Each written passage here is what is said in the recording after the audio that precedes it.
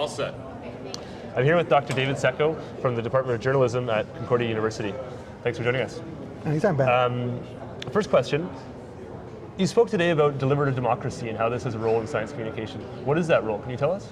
For me, the role of deliberative democracy and the public engagement models we were talking about today, it really has to do with this idea that for making good decisions and for making good policy decisions, I think we not only need to know about the facts, the science, the information is there, but also about the value questions that come with it. If we want to learn and we want to keep social learning going forward in terms of what is it we want to do with this rapidly advancing science, what is it that we want to do with all the issues and all the policy questions we have, I think one role to play for public engagement and deliberative democracy is to help us integrate those two ideas, to get people together, to respectfully talk to each other and come as possible to collective decisions. So a lot of the work we've done in deliberative democracy is trying to find processes that would allow us to do that and can be evaluated in a way that we know that they worked or didn't work based on what our goals are. Sounds like a very powerful tool.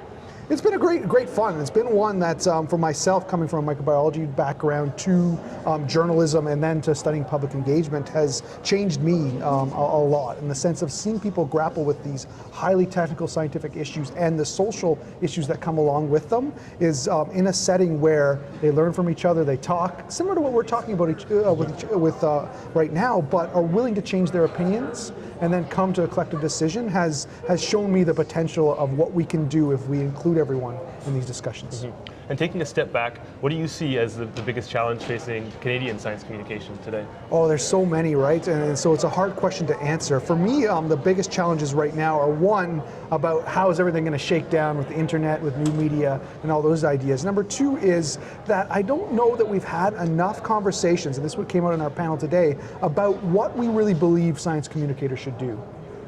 Are we okay with them just informing? Do we want them to educate and inform? Do we want them to advocate, educate, and inform? Do we want them to be watchdogs at times? Do we want all of those? And if we want all of those, do we have enough diversity of it? Until we really sit down and have those dense discussions about what we really think is going to be the best for Canada, I think there's going to be a lot of the same issues coming up and up again. Yeah. So you can come to these and next year you might hear the same things. But I'm not so sure about that in the sense of it seems now that groups are getting together and beginning to tackle this issue. So I'm very, very interested to see what the rest of the conference does.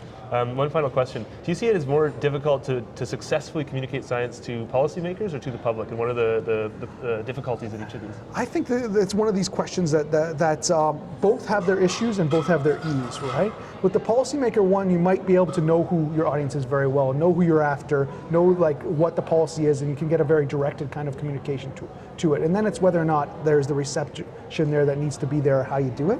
With the public, that could be the policymaker again, that could be everyone. So finding out who you mean and what kind of an audience is usually the big challenge these days.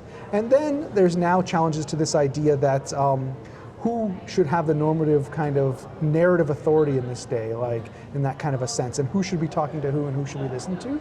For me, it's all together. If you have good content, you have a good distribution system, and I can trust you, that is going to overcome a lot of the issues that are in there. Great, thanks a lot, David. Thank you. Cheers.